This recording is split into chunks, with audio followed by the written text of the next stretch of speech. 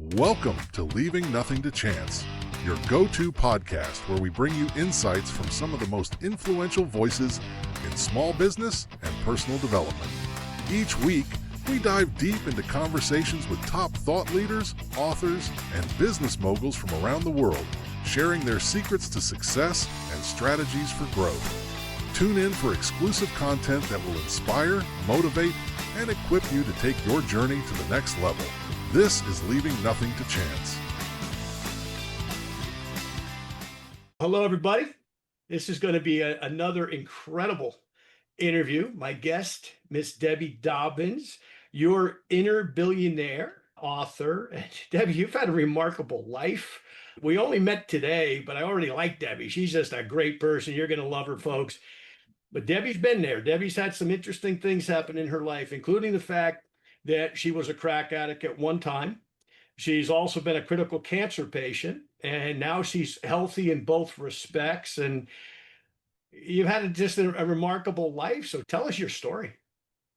I want to share first the fact that I named this book Your Inner Billionaire, because I knew that would stir something up in people. And little did I know that it was actually going to be a thing, because I wrote the book last year at the end of the year, that being a billionaire in some circles is really frowned upon right now, which I'm talking about your inner billionaire. And so it's really interesting how timing always shows up for people. But this just came as a love letter to myself. I've been teaching abundance for probably about 30 years. And I'll tell you some of those stories about how I got on that path. And what changed for me was 8 years ago, I was diagnosed with rectal cancer. And I'd been teaching abundance from a mindset perspective. And it really is a holistic experience because our bodies are also governing the stories that we have around particularly wealth and abundance, but abundance in an overall scheme of things. Yes, I've been a crack addict, and my first foray into a financial freedom course was when I had a $500,000, meaning a $500,000 IRS tax lien, and that would be devastating to people just in and of itself. And then I thrive after having cancer. So all of those things are in service to me sharing and being the person that I share with people that I am. And that is, everything works for us. And if we decide that we want to go out and create whatever it is that we desire in life, that it's available to us. And I know that you talk about direct marketing, network marketing. One of my favorite all-time speakers is Jim Rohn, because I actually have stepped into that arena in a previous lifetime. And I love so much, because I say this so many times, that he says, you are the average of the 5 people that you hang around with. And so literally, if I'm a crack addict, who am I hanging out with? And if you're a millionaire, generally you're hanging out with other people that have financial wealth. So we run the spectrum. But one of the things that I really want to begin to have people understand is that we are the 5 people that we hang around with. So we start with that premise. And no matter where you are in life, if you don't like it, look at these 5 people that you're hanging around with, because it's going to give you a real clue as to who you are. Well, a big Jim Rohn fan, knew Jim well. Yeah. The guy who actually brought him to Herbalife, Larry Thompson, was my mentor, believe it or not, 42 years ago. So yeah, we could talk about Jim Rohn forever, but we want to talk about Debbie today. But Jim's a subject in himself. I listen to Jim almost, I wouldn't say every day, but probably twice a week at least. I just throw him on YouTube and listen to something, because it's like the Bible. There's always something that you go, wow, that's really good. Wish I wrote that.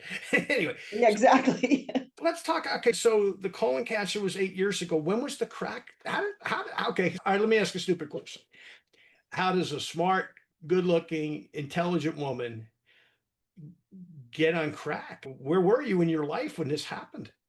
It's funny, somebody asked me that question some earlier part of this week, and this seems like an interestingly weird story, but I was working, God, it's been in the 80s. I was working with a attorney, and then I ended up dating him and living with him.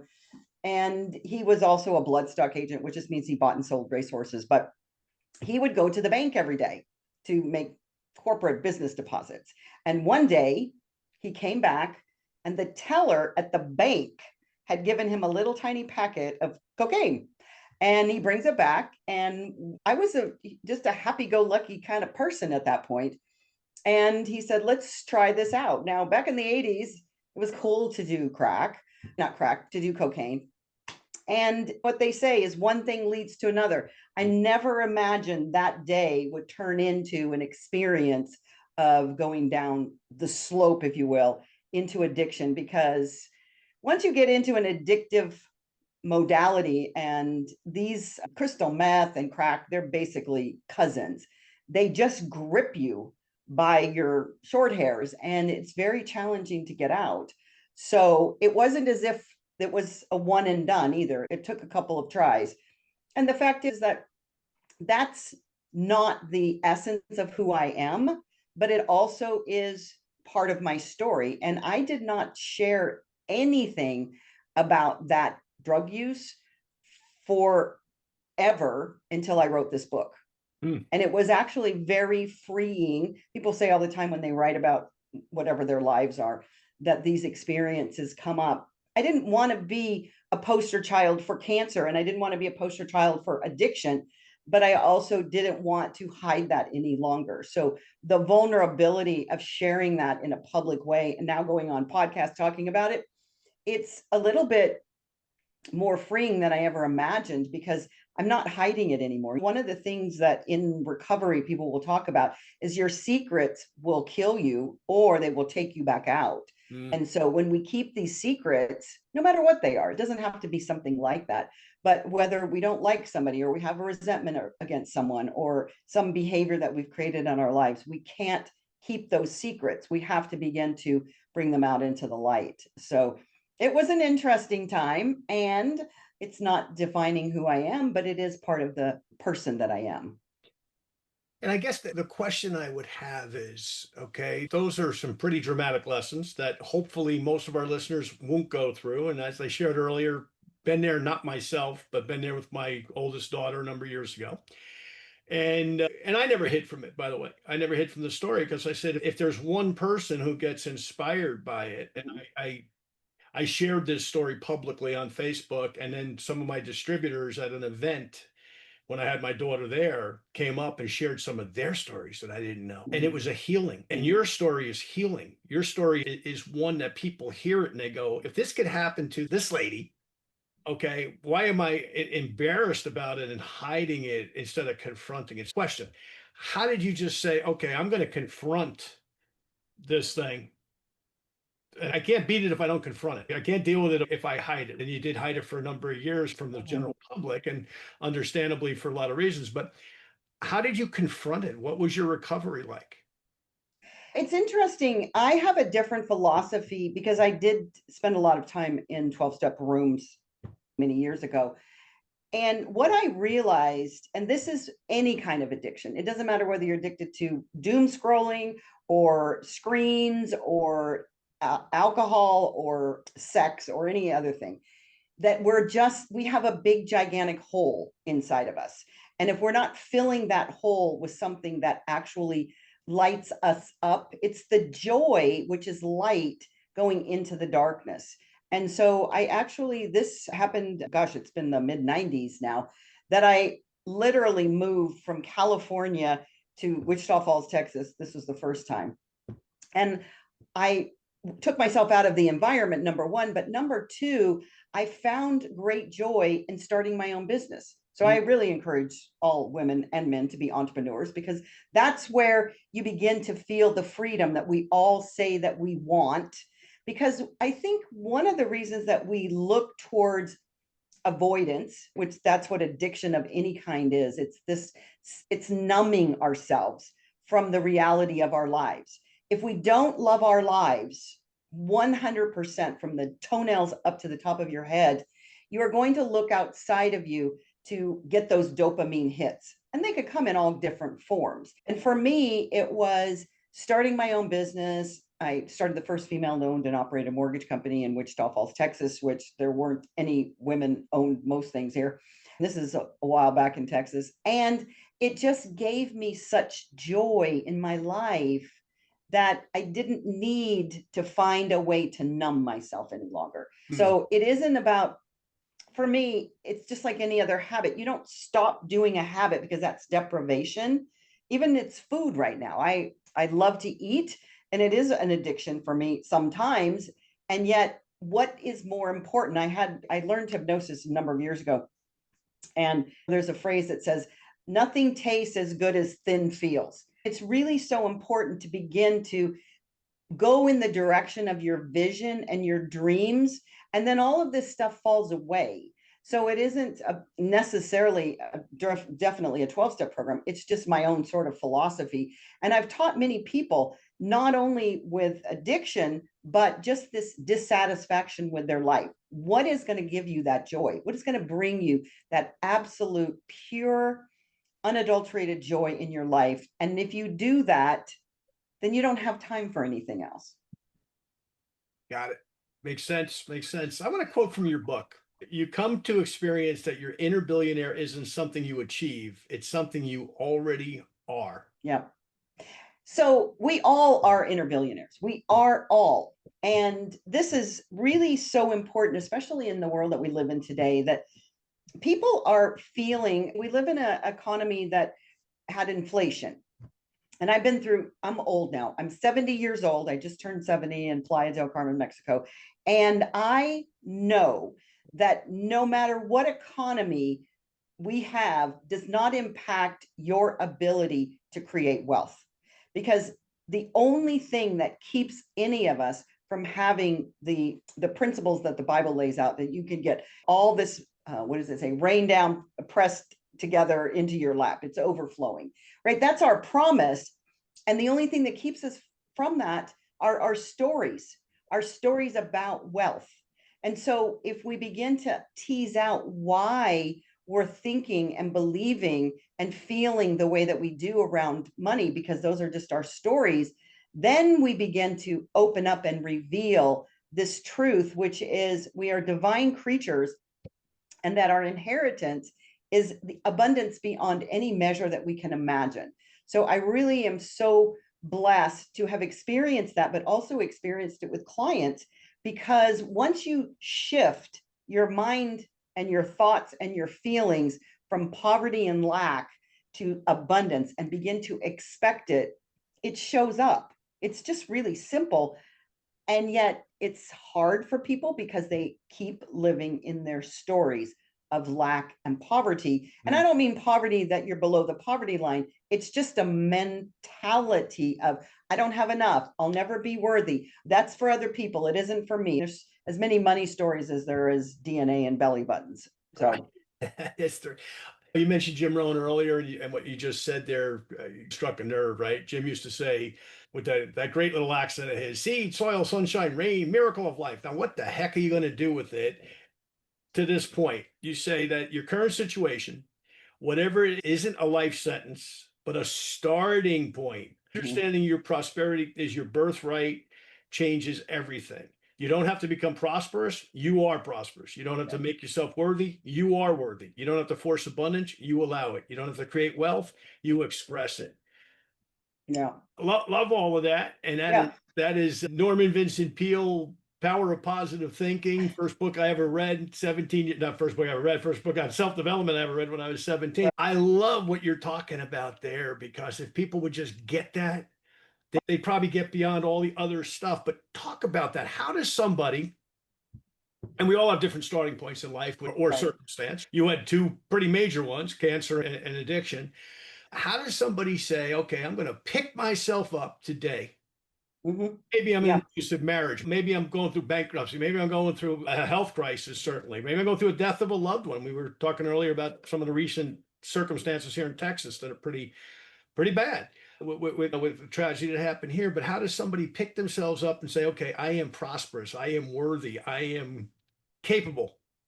Yeah. The first thing, and one of the chapters in the book is about languaging. So we have to become aware of how we are speaking to ourselves. And I had a gardener recently, he was doing some work at my house, and he said this. I was paying him pretty good money too.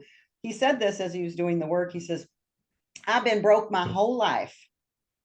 Now, I bet you there's plenty of people listening to this that have said that out loud. And I knew I was paying him a lot of money. So I can't tell him manage your money better or be a better steward. I just know that his mindset and his belief system is I've been broke my whole life. So the very first thing we have to do is become aware of what we are telling ourselves. And I'm not a big person that loves affirmations because I believe that affirmations are like writing on the chalkboard that I'm not going to pull Sally's pigtails 100 times, right? It will work over time, but it's really about saying something to yourself that your mind will believe, because your mind knows when you're lying to it. So I am wealthy beyond measure. Say that 100 times, it's just not going to land. So we have to begin to find ways that we can speak to ourselves.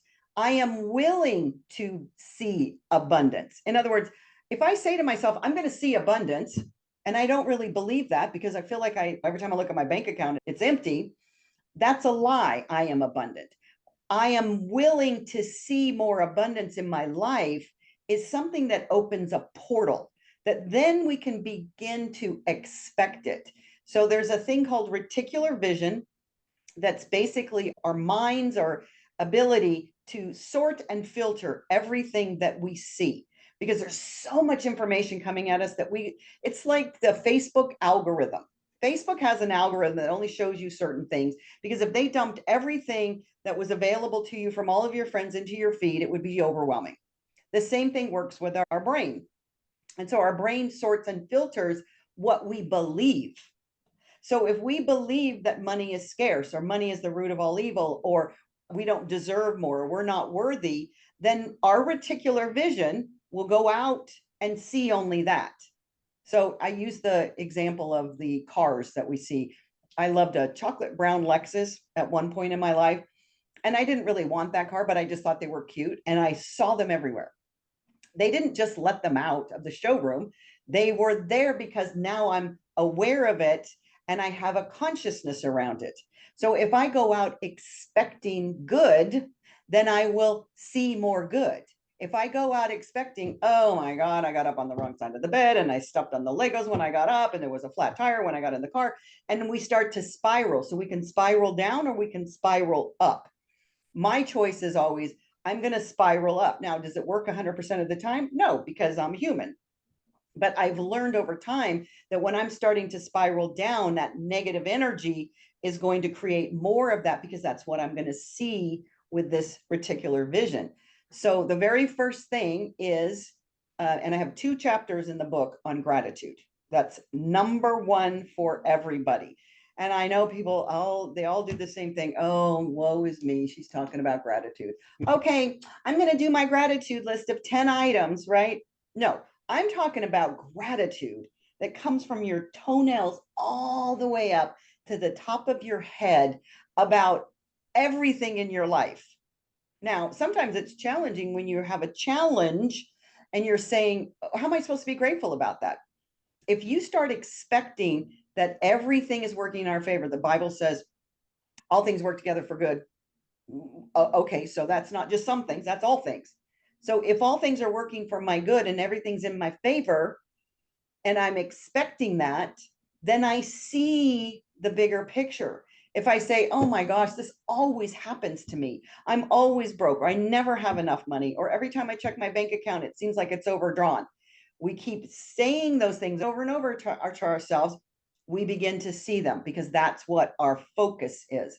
Whatever we focus on expands. So once again, it's just really clear that all we have to do is change how we feel, not our circumstances outside of us, because it's an inside job that this is working through us. So the very first thing is be grateful. And literally, when I was in bed going through treatment, I could not get out of bed hardly. I was grateful for every moment. If you have to just get up and say, God, I'm grateful that I'm breathing, that's where you start. Grateful for, I think it's fascinating that we live in this society where we have so much. We have Wi-Fi and we have cars and we have AI and we have things that'll help us do whatever. We have a delivery to our door of everything. And instead of being so magically grateful for every aspect of it, We complain because Walmart didn't bring us our order on time, or they sent it to the neighbor down the street, right? What are we focusing on? So becoming aware of what we're focusing on and being grateful for where we are, plant where you're growing, grow where you're planted, is the very first things that you have to do. I love that. And to that point, the great Bruce Lee always said, don't even tell yourself for a second any negative thoughts, because your mind is stupid. It's going to believe it. Exactly. And if you tell yourself, yeah, I'm a winner, I'm going to win. I love it. But along that line, Deb, you don't mind if I call you Deb, right? Yeah. Okay. Got to ask you about this line. I love this. You don't have to force abundance, you allow it. You go back to your landscaper guy there for a second. Okay. Mhm. He's complaining about all the circumstances. So, how do we allow abundance into our lives? So it's basically the opposite of resistance. So for decades now, I've been using this phraseology, which I'm sure it's some spiritual teacher along the way. What you resist persists. So if we are resisting, because that's once again, if we're resisting something, we're focusing on what we don't want. And also, there is another aspect to this. If we say things like, I want, that is another signal to our mind and our body that we don't have it and we're in lack. So, part of allowing the good to come in is to begin to expect good. 100% every morning when you get up, and I have this cute little short meditation, it's only 5 minutes long, but it's about everything is working in my favor. So if we begin this process by acknowledging that everything is working in my favor, even if I cannot see it in my 3D world in this moment, doesn't mean that's not true. And I know that every single person that's past the age of 30 that may be listening to this has had experiences in their life that were very traumatic, challenging, put any negative term you want on it. And you thought at the time, oh my gosh, why is this happening to me? Why is this happening to me? Fast forward, it could be a year later, 5 years later, 10 years later, and you can look back and say, oh my gosh, if it hadn't been for that experience, I wouldn't be right here where I am. Whether it's traffic on a freeway that's slowing you down, that's protecting you from an accident, or it's you got fired from your job only to be able to walk into either being an entrepreneur, starting your own business, or the most fabulous job you ever dreamed of. We don't look at things from this bigger window, if you will, this 10,000-foot view, that everything is always working in our favor. We always just look at the very microscopic version of it. So if we begin to expand into this expectancy of good, whatever that looks like for any person listening, it's so magical how it happens. Because if you go out, it's not just this positive thinking, oh, I'm going to turn these lemons into lemonades. It's go out looking for good. And if you're looking for good, your reticular vision says, I know where I'm supposed to go now. And things show up that you would have never seen the day before because your mind was focused on what you didn't want. If we start focusing on what we desire, what is our life going to look like in the future if I start making these micro habit changes? I love the book Atomic Habits. Mm-hmm. Because this is where most people get confused. And even I came out of an experience and just in the last couple of months that I was a little bit, I don't know, depressed, foggy. There was some things that happened that were not to my liking. And I overate and I wanted to put the covers up over my head. And you know what? I knew that I would come through it, not a very long period of time, but I had to start with certain micro habits again. So what does that mean? Making sure I made my bed every day, making sure that I started making a food journal. It's these little tiny things that if we begin to pay attention, that we will compound. I love compound interest. So if we begin to do these micro shifts in our energy field, we will compound that over time. And I love another Rohn statement that he says, work harder on yourself than you do on your job. Like we get so focused on these areas of our lives when the place we really always want to bring focus back to, and people think that's selfish. It's not. It's allowing ourselves to grow. How much are we investing in us? How are we spending time with us? How are we noticing what thoughts, what feelings are keeping us stuck? So it's just really beginning to look at, what do we focus on? What are we focusing on? And what do I really want to focus on? A couple of questions in there. So sometimes people are not comfortable with themselves. They're more comfortable with their next door neighbor or somebody down the street than they are with themselves. How do people learn to like themselves again? I know that's a very kind of crazy question, but there's times in our lives. I know I'm 64 years old. You said you're 70. We've been through a lot, good, bad, and different. Sometimes I don't like myself that much. I'd rather spend time with somebody else. But to your point, and to Jim's point as well, it's how do you get back to going, hey, you know what? I got to work on me. I can't worry about the owner of my company. I can't worry about Donald Trump. I can't worry about Kamala Harris. I can't worry about Joe Biden. I got to worry about John, or I got to worry about Debbie. Right. How do we get back there? Just having had a little mini depression experience for about 4 weeks now, I want to speak to that from a very personal perspective. First of all, it's funny that you're bringing this up, because I hadn't thought about this for a long time, but food was my first addiction. So overeating has just been a thing in my life. And somebody said to me a number of years ago, I think it was a coach, that you cannot beat yourself up for these behaviors, because all that does is shame us and keep us stuck. So begin to even look at yourself and treat yourself like a child. I know that sounds a little weird if you don't do inner child work or any version of that, but even treating yourself like you would treat a 5 or a 6-year-old gives it a different perspective of how we observe ourselves. Because we always do this judgment thing on ourselves.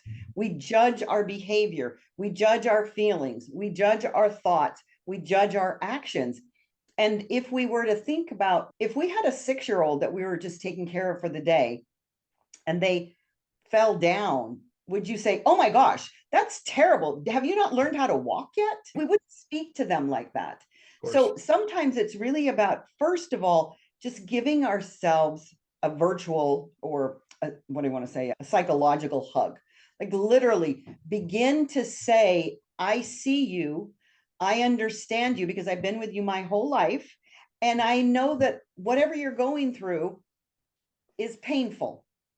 So if you want to eat for 4 days in a row and you want to eat beyond what you should with sugar, and you know it's bad for you, give yourself permission to do that. Now, I'm not saying do this all the time, but it's one of those things that if we stop shaming ourselves, because that's first and foremost, if we do that and know that there's going to be a resolution or an end game to this, then set an appointment with yourself to say, and it's not one of those, I'll start my diet on Monday kind of thing. It's, what are you going to do today? One simple shift that you can do today that will change the trajectory of the day. And literally, it could be as simple as, I'm going to say to myself, everything's working in my favor today. Or in my case, as I just shared, literally, I spent 4 weeks wanting to just pull the covers up over my head because I went through something that's not relevant to this conversation. But the fact is that I wasn't making my bed because I wanted to stay in it all day. I thought, okay, so what's another thing? Make your bed. Get out of the bed and make the bed. It's these little simple things that we want a lightning bolt to come and hit us over the head in order to make a huge shift in our lives. And if you think about the compound interest stories, would you rather have 1 penny and compound it for a month, or would you have $1 million at the end of 30 days? People go, I want the $1 million. You get more money with the compound penny. Exactly. But we as humans say, oh, I'm not going to do something really simple. Like, I'm not going to keep a food journal, or I'm not going to be nice to the person that I speak to on the phone that I ordinarily wouldn't. It's really just these simple micro movements that we do in our lives that build huge interest. And when you begin to move forward, then that momentum kicks in. So it really is just the littlest, tiniest things, but make a decision. This is what I'm going to do. And this is what I'm going to commit to for me. That's great. And I'm sure you've seen Colonel, I think his name's McKissick, that did that speech at the University of Texas graduation a few years ago. And he said the same thing you just said. Make your bed. You know why? You got an accomplishment first thing in the morning. Exactly. I like a simple thing that we can all do, and I'm guilty of that. I drive my wife crazy sometimes because we're very different when it comes to that kind of stuff. But to that point, accomplish something early in the day. Yeah. You know what I mean? Some little accomplishment, whatever it happens to be. You made yourself breakfast. Look at it that way. So let's stay on this though. You got some great stuff in here. I can't wait to read your book, by the way. And by the way, I hope our listeners can't wait to read your book. You'll tell them before we're done how they can get it. But let's talk about debt, because that's the other thing. Besides health, I think debt is something that drives. You look at the statistics with marriage, how many marriages end because of money, right? How many relationships end because of money? How many people do crazy things because of money or lack thereof, right? Or they think lack thereof. Because to your point, there's plenty of abundance out there. We live in the most abundant country in the world. So why aren't you getting yours, so to speak? So let me just read this. At that, once she started living as her inner billionaire, it disappeared for pennies on the dollar. What was the circumstance? I know you owe the IRS some money. Not the nicest people owe money to. Actually, honestly, my experience with the IRS has always been wonderful, and I've had several of them. I almost became a lawyer years ago, and so I think I come from that conversation space. But so I had a $500,000 IRS lien. And I was sitting in this financial freedom course, and people were sharing their stories. I'm $5,000 in debt, or I owe my parents $200 or something. And I'm literally, this is before I actually did get diagnosed with cancer. I'm sitting in this course thinking, oh, you people don't have any idea what serious problems are. Like, because this is another thing that we do as humans is we make our struggle bigger than everybody else's. Therefore, I can't get out of it. So I was thinking to myself while they're sharing, oh, you don't understand this. I could sooner cure cancer than I can get rid of this IRS lien. That's my thoughts. And of course, then I said it out loud. And the spiritual teacher who was there, she was the most lovely human being that I have ever met. I love her to this day. And she did not say these words, but this is what I heard. She probably said something like, how can you believe that you don't have this inner abundance, or something to that effect? What I heard her say was, get over yourself. She didn't say those words, but you know how somebody can say something and you hear whatever it is? And it was in that moment, after I got past being angry with her, that I said, she's right. There is nothing that's insurmountable in this world. There is not. And there are so many stories, and I'm sure, all the people that you've interviewed, you've heard story after story of people that have gone through trauma and drama, and they've turned it into something beautiful. And there's other people that just want to stay stuck in it. My story this was too big to overcome until it wasn't my story anymore. And then I said, oh, okay, so what do I need to do? So then once again, it was an opportunity to start taking steps in the direction of, and I had heard something about an offer and compromise somewhere along the line in my life. And I thought, because I was going to be a lawyer, I thought I can figure this out. So I went through the process and I made this offer and compromise with the IRS. And the beauty of it is that there's always divine timing for everything as well. So I had an opportunity in my life where I didn't have the money to pay that off. So that's what's the criteria of an offer and compromise. But regardless, they came back with an offer, and it was back and forth and back and forth. I had to do a lot of different things. But the fact is that it ended up being settled for $33,000, which also happened to be just land in my lap, coincidentally. Nothing is by accident. So what I always want to share about that is, number one, let go of your story. It doesn't matter what your story is. If your story is keeping you stuck and it's your excuse, then you must let it go or rewrite it, number one. And then when we begin to do that, then we open the possibility for so many other channels to open up for us. Like, I would have never imagined that it was going to happen that way, ever. I would have never been able to script it that way. That's just the path that I was led on by this bigger thing called God. So it was so beautiful that I just love that story, because I tell my coaching clients, and they sometimes are not really thrilled with me either, but I say it a little less spiritually than she does, but you've got to get over yourself. Get over your story keeps you stuck. Good, good, great.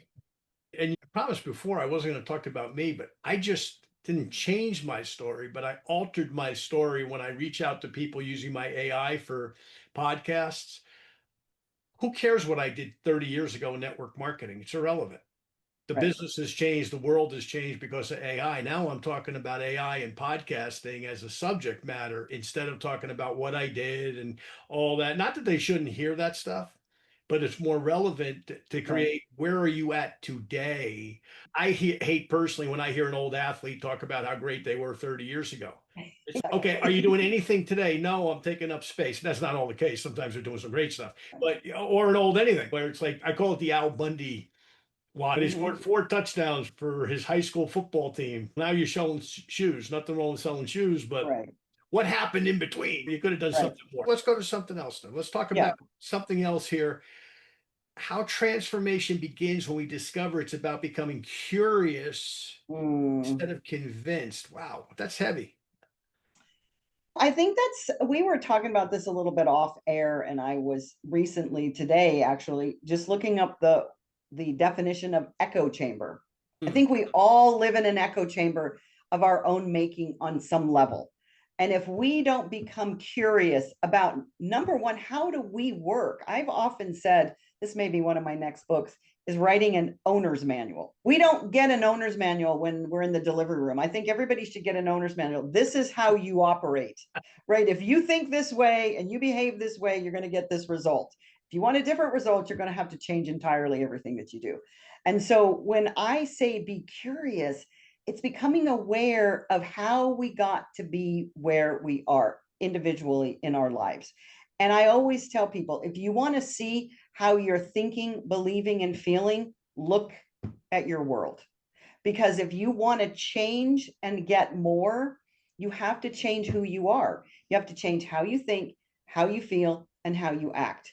And people, I think it's really interesting, especially in the money arena. I've watched over decades, and they used to have infomercials on television as invest in this program, it's real estate, you're going to make $1 gazillion.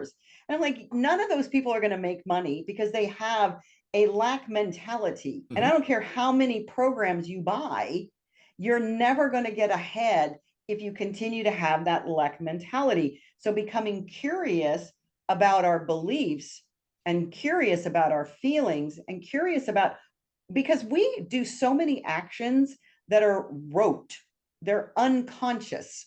So becoming conscious is where the curiosity begins. We can't be curious if we're in our unconscious state, which is just our automatic behavior. We have so many automatic behaviors because, listen, we don't have to think about breathing. We don't have to think about our heart beating. When we walk, we don't even pay attention to that because it's so automatic. But when we slow down enough to be curious about how we're showing up in the world in every aspect of our lives, it's a fascinating study of no wonder I'm getting these results because every day I'm thinking X, Y, or Z, which is a negative thought, but we're not slowing down and being curious enough to pay attention. It's called awareness, but I like curiosity because it sounds like you're actually looking around and seeing what's available for you. I love it. Love it. What's money date? The what? A money date. Money dates. I love a money date. So I started with this idea of a money date because so many people are unaware of their financial circumstances. They think they are, but they're just going and plodding, and then they wonder, oh my goodness gracious, I have more month than I have money left, and these kind of conversations. And when I talk about money dates, I talk about money as a relationship. Money is the most important relationship that we have in our lives. Most people don't think that. And generally, when I make that statement, they want to argue with me. No, it's my kids or it's my parents. And no, it's money. Why? Because money is just an energy. It's just a symbol. It's either paper or it's digits on a screen, but it's an energy exchange. So we've all agreed, apparently, on a value that money represents. But somehow or another, we've taken that value and put it intrinsically in ourselves. My philosophy is that it started with the Industrial Revolution when we started trading time for dollars. You cannot give yourself self-worth and value if somebody's telling you you're worth $8 an hour. Like that doesn't compute, right? So when we have a money date, we need to begin to realize that money can come in and wants to come in if we're treating it like we're having a relationship with it. So I often use the example of, let's say that you are texting somebody 27 times before 9 a.m., right? And they are saying, you're saying, I'm just checking in. How's everything going? And what do you want to do if you have in a relationship with somebody like that? You want to run. Yeah. You want to get the hell out of Dodge.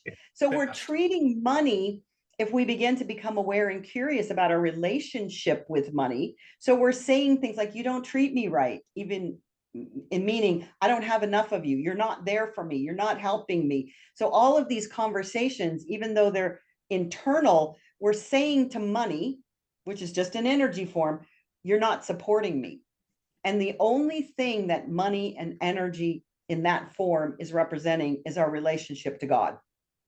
So we either trust that we are completely supported or we don't. It's not a gray area. It's either you do or you don't.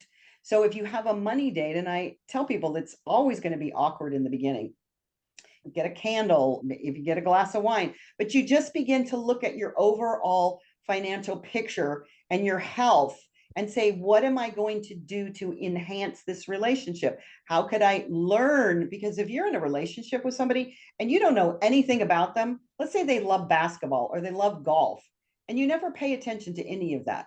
It's all about you. It's all about me. I don't really care about you. Any kind of relationship that we have and we're not treating it with respect, whether it be a partner or otherwise, it's the same with money. So just beginning to have a new relationship with money. And that's why I created the money date, or the version of that. So you can get dressed up, go on a picnic, go on the park. It's just it's a fun little experience. And how do we create a prosperity posse? That goes back to the Roan comment about you are the average of the 5 people that you hang out with. And so what happens is, this is whether it be food or toxic relationships or money, if we're not surrounding ourselves with those people that are supporting our values. And I think one of the biggest downfalls that our society has today is that most people don't even understand what their values are. They're just waking up every morning and being zombies walking throughout the world. And if somebody were to push or go into a boundary of one of their values, they don't even know why they're upset. They're just upset. So really beginning to understand and clarify what your values are, surround yourself with those people that want to support you, that know how money works, that have had success, that are entrepreneurs, if that's the avenue that you want to take. If you want to be an investor, you want to surround yourself with people and study them if they're not somebody that you can have in your immediate life, but really just have that core group of people, whether it be 5 or less, that really understand, and you can have a communication with them, but they're not going to judge you and they're not going to shame you about your new idea of how you want to go forward with this money conversation. What happens when the universe hits the abundance accelerator? I love that. It's that compound idea, because once you get the idea, and this is the thing that I love when I do my course, is that people start out and we begin with the expectancy of good. So for the I don't know, second or third week, I think I have them just for the whole week write down what good is coming into their life. Now, generally, it can be something as simple as a penny in the dryer, right? Some people need to start really small, or my dryer gives me $100 bills. It's really fascinating. I love my dryer. It's because I'm always leaving money in my pocket, but still, it feels like Vegas to me. But just go out with that expectancy of good and then document it at the end of every day. And it starts to snowball. It starts to build that momentum. And I've had people tell me that they had their groceries paid for, or they got somebody paid for their Starbucks, or they got an unexpected insurance check that they didn't even know they had insurance for. It feels like magic, but it's just being present and expectant of that good. So once again, it's just that building up of that momentum and that looking for it. So let's talk. You mentioned your courses, and they're transformational courses, high impact masterminds called the Inner Billionaire Circle. How do people find out about that? Is there a website, or where do they go and find out more about joining the Inner Billionaire Circle? They can go to my website, and it's thedebbiedobbins.com. So Debbiedobbins.com. And they can actually get my book for free on the website. So if you want to go there and check that out, and it also talks about the Inner Billionaire Circle, and there's a lot of freebies on there. So I have meditations, I have little mini courses that somebody can opt in for free. So I just believe in giving people as much support as they can possibly handle to start down the path. And I can share with you that most people, once they get on this path, they're gobsmacked at how easy this is and how they've been staying stuck for so long when it was just that easy. You mentioned here that you've helped a lot of women in particular, and I'm sure some men too, by the way, but women in particular on the second act in life. Yeah. I think I know what that is, but be descriptive of that. What's the second act? The second act is generally women that are about 47, because that's when women start to have perimenopause, for one. But second of all, that's when most of the empty nesting starts to happen. They start to reflect on their relationships, that they may have been in a working environment, or they may be financially trapped, or they feel like they're financially trapped in a relationship because they had to have, and I'm not disparaging husbands, but sometimes women are in relationships where the husband was taking care of everything, and now the kids are gone. That's not the modality that they were really thinking was going to be for them in their life. And they want something that absolutely sings to their soul. Because what I know is that as we get a little bit older, we get a little bit wiser, and we now say all of that job, just over broke, job, go do time for dollars, doesn't work for me anymore. Sometimes they're already entrepreneurs and they just want to up level themselves. But more importantly, it's just this place in our life where we are looking to have an impact. We want to have a legacy. We want to share our gifts, because we aren't usually brought into the world and trained that we all have a gift to give to the world. And we spend probably the first 40 years of our lives, men and women, just doing what we think we were supposed to do to be successful. And then we realize that success is an inside job. It's not an outside job. So the best place for them to reach you is at that website? Is there another way for them to reach you, or is that the best way? That's the best way. Yep. I just updated it and put the book on there so they can get it for free. So Debbie, in wrapping up, a couple last questions. Okay. If there was one thing our listeners could do today to improve their circumstance, what would it be? As I said, and I just have them uploading this on my website as well. The meditation that I have, that everything is working in my favor. It's 5 minutes. It's got binaural beats on it too. So it gets you into that really deep meditative state really fast. And if somebody were to do that for 10 days, listen to it every morning, their whole view of the world is going to shift. That's number one. The second thing is just that gratitude. Literally getting up every morning, not doing a rote gratitude list, but really looking around your environment. Is the sun coming in the window in a certain way that's just magical? Standing in front of I have a Keurig, so I stand in front of that Keurig and I watch the coffee drip and think, oh my God, who invented this? This is just magic. We have so many beautiful things in our lives that we just take for granted now. Like this thing, we walk around with our life in our pocket. How crazy is that? Yeah. So I bless my car. I have a Toyota Highlander and I just love it. I love it so much.